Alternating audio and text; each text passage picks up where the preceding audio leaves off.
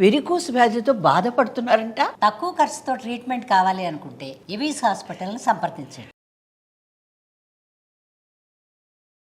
నమస్తే రమగారు. నమస్తే చే. ఏదైనా మంచి చందమామ కథ చెప్తారా? అబద్ధాల అక్క చెప్దాం. అబద్ధాల అక్క బాగుంది. నిజాల చెల్లెలు అనమాట. అదే కదా. పూర్వం అట మణిపురం రాజ్యానికి యువరాజు విజయుడు, మంత్రి కుమారుడు మహేంద్రుడు, వీళ్ళిద్దరూ మంచి ఫ్రెండ్స్ అట. అయితే వీళ్ళు ఏం చేశారు, ఒకరోజు వేటకు వచ్చారు.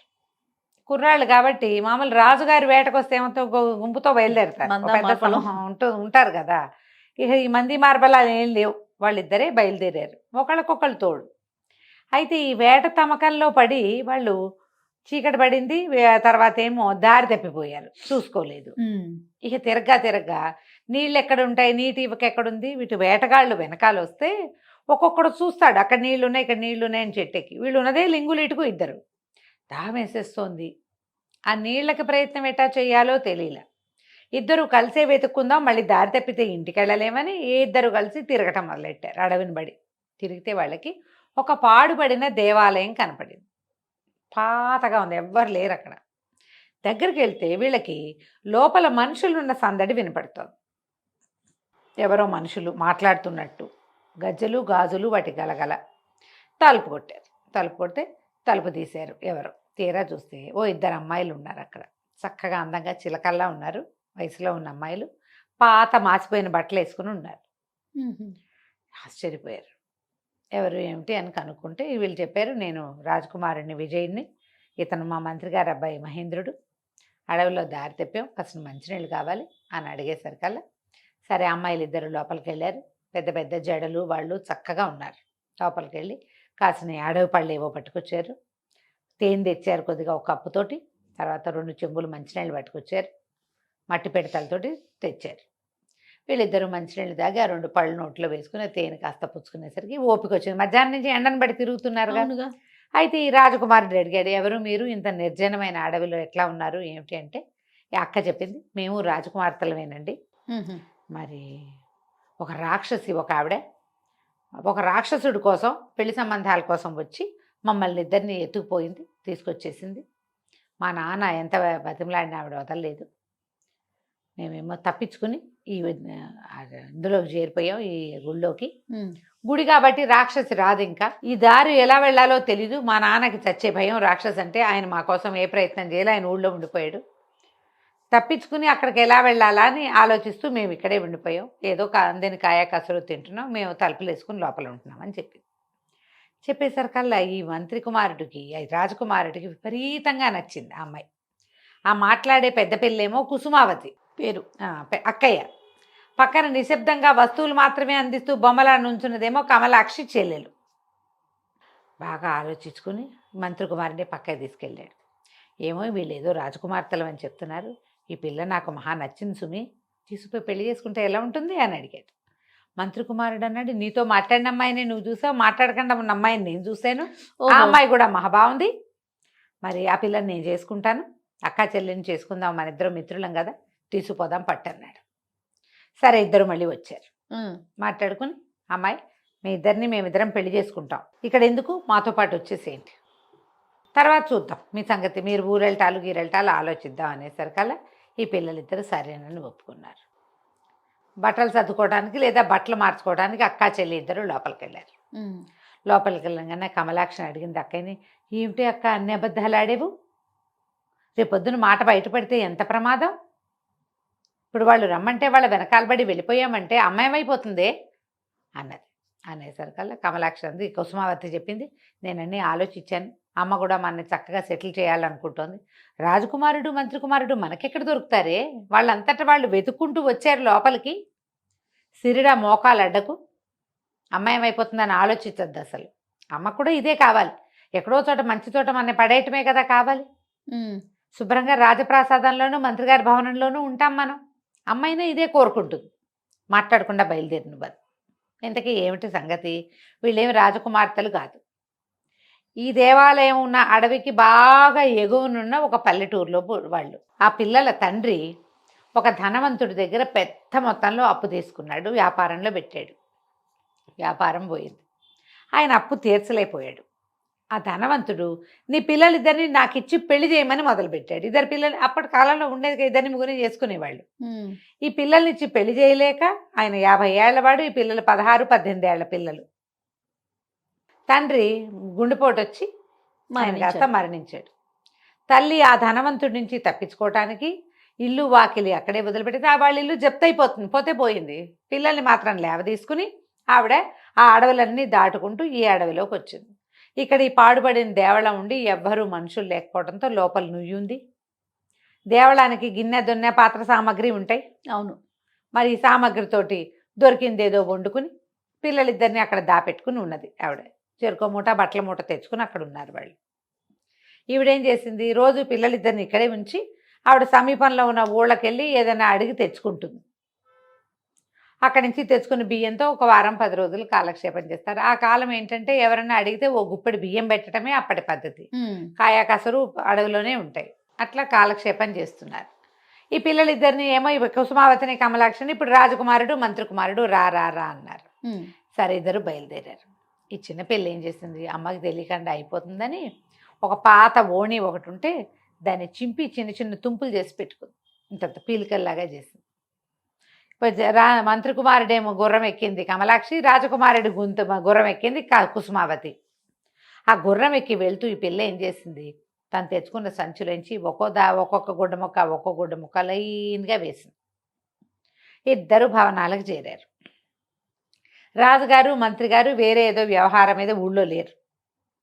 పెద్దమ్మాయిని రాజప్రాసాదంలోకి, చిన్నమ్మాయిని మంత్రి గారి భవనంలోకి బట్వాడా చేశారు. చీకటి పడేసరికి మర్నాడు పొద్దుటకో ఈ ముసలావిడ ఇంటికి వచ్చింది. పిల్లలిద్దరూ కనపడలే ఈ గుళ్ళో. అయితే ఏమయ్యారని అటు ఇటు చూస్తే ఈ గుడ్డ పిల్లకలు కనపడ్డాయి. ముందు భయం వేసింది, ఓణి చిరిగిపోయిందా పిల్లది, ఏదైనా ప్రమాదం ఎదురైందని. తర్వాత తెలిసింది అవి ఒక లైన్ ప్రకారం వేయబడి ఉన్నట్టుగా కనపడుతోంది. ఆ గుడ్డ పుచ్చుకుని నడిస్తే ఇంకో ముక్క కనపడింది, మళ్ళీ అది పుచ్చుకుని నడిస్తే ఇంకో ముక్క. అది నగరం వైపుకి దారి తీస్తుంది. ఓహో, పిల్లలు తాము వెళ్ళిన దారి మనకు తెలియజేశారు, చూద్దామని ఆవిడ దారి పుచ్చుకుని ఊళ్ళోకి వచ్చేసారు కల్లా రాజుగారి భవనం దాకా. రాజుగారి భవనం మంత్రి గారి భవనం పక్క పక్కన ఉన్నాయి. వాటి ఎదురుగుండా నిలబడి చూస్తోంది అటు ఇటు ఆవిడ, ఎట్లా కనుక్కోవటం అని. ఇంతలో ఏమైంది, ఈ రాజుగారి భవనంలో చేరి ఉన్న కుసుమావతి కిటికీలోంచి తల్లిని చూసింది. చూసి ఒక పని మనిషిని, ఒక సేవకురాలను పిలిచి ఆవిడని పంపించేసి ఇక్కడి నుంచి. ఆవిడ అడుగుతుంది, మాకు తన కూతుళ్ళని అదని మాట్లాడద్దు, పంపించి అవతలకి అనేసరికి ఆ అమ్మాయి వెళ్ళి, ఏమిటమ్మా ఇక్కడ నుంచున్నావు, పద ఇక్కడ నుంచోకూడదు, అట్లా వెళ్ళిపోవని కేకలేసి ఆవిడ అవతలకి వెళ్తుంటే మంత్రి గారి భవనం మీద మేడ మీదకి వచ్చిన కమలాక్షి తల్లి గురించి ఆలోచిస్తోంది. అమ్మాయి ఏమైపోతుందో, వెతుకుందో లేదో, తెలిసిందో లేదో, అర్థమైందో లేదని. కిటికీలోంచి చూసేసరికి తల్లి కనపడింది. ఆవిడ నడిచి వెళ్ళిపోతుంది. వెంటనే ఒక పని మనిషిని పిలిచి కేకేసి ఆ వెళ్ళిపోతున్న ముసలావిడిని తీసుకురా, మర్యాదగా తీసుకురా అని చెప్పింది. పని మనిషి వెళ్ళి పరిగెత్తుకుంటూ వెళ్ళింది. అమ్మ, బిల్డింగ్లో మంత్రి గారికి కాబోయే పెళ్లి కూతురు మిమ్మల్ని రమ్మంటోంది, రండి అని తీసుకెళ్ళి. ఆ పెళ్లి కూతురు ఎవరో ఈవిడికి తెలియదు. పైకి వచ్చి చూసేసరికి కమలాక్షి చిన్న కూతురు కనపడంగానే తల్లి పిల్ల కావలించుకున్నారు. సరే ఆవిడ ఏమంది, ఈ అమ్మాయి ఏం చేసింది, చక్కగా ఒక పూట గడిచిందిగా, అందరూ అలవాటు అయ్యారు. ఈ అమ్మాయి కాబోయే పెళ్లి కూతురు అని వాళ్ళకి తెలుసు.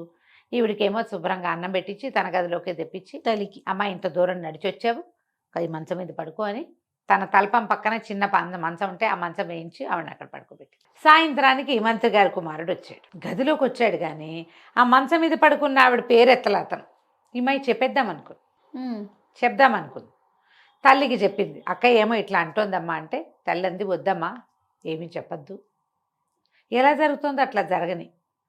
ఈ ఇద్దరు పిల్లలు మీ ఇద్దరిని వాళ్ళిద్దరు పెళ్లి చేసుకుంటే హాయిగా ఉండండి మీరైనా, నాదేముంది, నేను గుళ్ళోనే ఉంటా, ఏదో తెచ్చుకుని కాయకాసులు తింటాను, నేను ఉన్న నాళ్ళు ఉంటా, నాకంటే మీరు ఇంపార్టెంటు.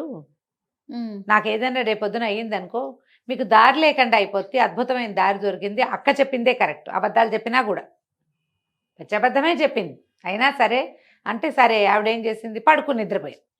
రాక మంత్రి కుమారుడు వచ్చాడు, చూశాడు కానీ మాట్లాడలా, కామ్గా ఉండిపోయాడు. ఏమైంది, ఇప్పుడు ఇక్కడ రాజుగారు మంత్రి గారు లేరు, 4 రోజుల్లో వస్తారు. ఈ తల్లి ఇక్కడే ఉంది. ఈ చెల్లెలు అడిగింది అక్కనే, అమ్మ కూడా వచ్చింది ఏం చేద్దాము అంటే, అమ్మని పంపించేసి మనం పెళ్లి చేసేసుకుందాం అని చెప్పేసింది అక్క. బాధగానే ఉంది, కానీ ఏం చేస్తాం, చెల్లెలు అంత తేలిగ్గా బాధపట్టాలి అక్క, కొంచెం లోపల బాధపడతాం, పైకి తెమకట్లేదు అనమాట. ఇంతలో రాజుగారు మంత్రి గారు వచ్చారు. ఇప్పుడు ఇంకో కొత్త ఇష్యూ వచ్చింది. రాజుగారు ఏమంటాడు, వీళ్ళు రాజకుమార్తెలు అని చెప్పావు కదా, ఏ రాజకుమార్తెలో చెప్పమంటారు. ఆ అమ్మాయి ముందు ఏ రాజ్యం అని వీళ్ళు అడిగితే ఏం చెప్పింది, ఆ కుసుమావతి అబద్ధాలు చెప్పిన పెద్దమ్మాయి. ఎందుకండి ఆ రాజ్యం పేరు చెప్పినా, మా నాన్న పేరు చెప్పినా మాకు పరువు తక్కువ, మీకు పరువు తక్కువ, మా నాన్న పరువు పోతుంది నేను చెప్పనంటు. అది లేదుగా.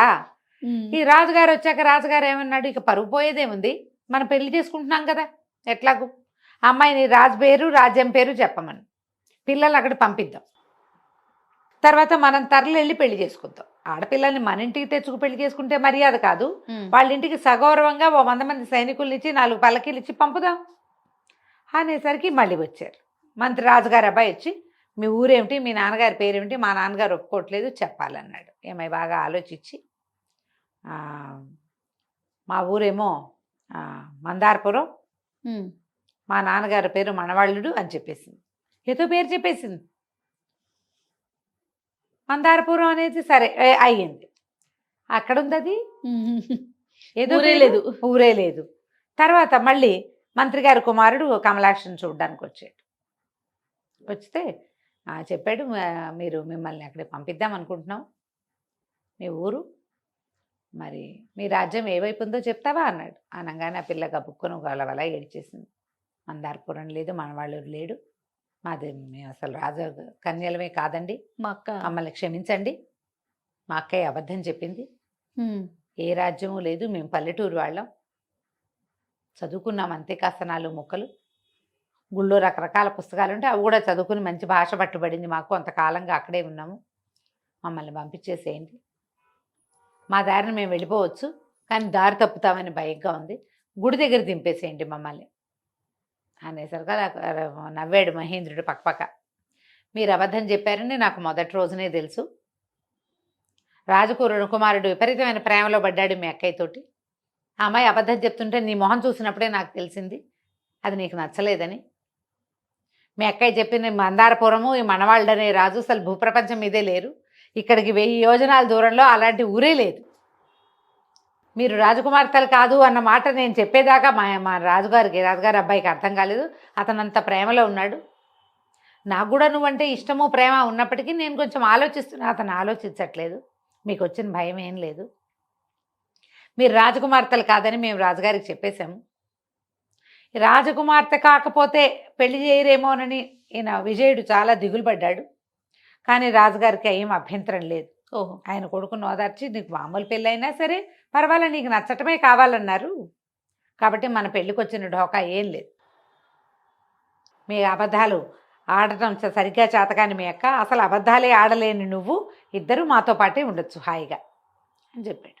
తర్వాత రాజుగారు వచ్చి ఈ ఆడపిల్లలిద్దరిని ఆశీర్వదించి చక్కగా అంగరంగ వైభవంగా రాజుగారి అబ్బాయికి కమల అమ్మాయిని, పెద్ద అమ్మాయిని కుసుమావతిని, చిన్న మంత్రి గారి అబ్బాయికి ఏమో కమలాక్షిని ఇచ్చి చక్కగా పెళ్లి చేశారు. వాళ్ళ అమ్మని కూడా ఇక ఊరు పంపల, ఆ దేవాలయానికి నువ్వు వెళ్ళక్కర్లేదు, హాయిగా మాతో ఉండమన్నారు. అయితే అడవిలో పురాతనంగా ఉన్న ఆ పెద్ద దేవాలయాన్ని మళ్ళీ వీళ్ళు ఏం చేశారంటే రాజుగారి అబ్బాయి మంత్రి గారి అబ్బాయి ఇద్దరు కలిసి చక్కగా బాగు చేసి పురాతనమైన మందిరాన్ని ఇక్కడి నుంచి రాజ్యం నుంచి చక్కగా రథం వేసుకుని అక్కడికి వెళ్ళేలాంటి ఏర్పాట్లు చేశారు. ఓకే, పురాతన దేవళం, దాన్ని వదిలిపెట్టుకోకూడదు, దానివల్లే మనకి పెళ్ళిళ్ళని మంచి భార్యలు దొరికారని ఆ దైవాన్ని కూడా చక్కగా ఆరాధించుకుంటూ సుఖంగా ఉన్నారు. కథ కంచికి మనం ఇంటికి. నమస్తే రమ్మగారు. నమస్తే.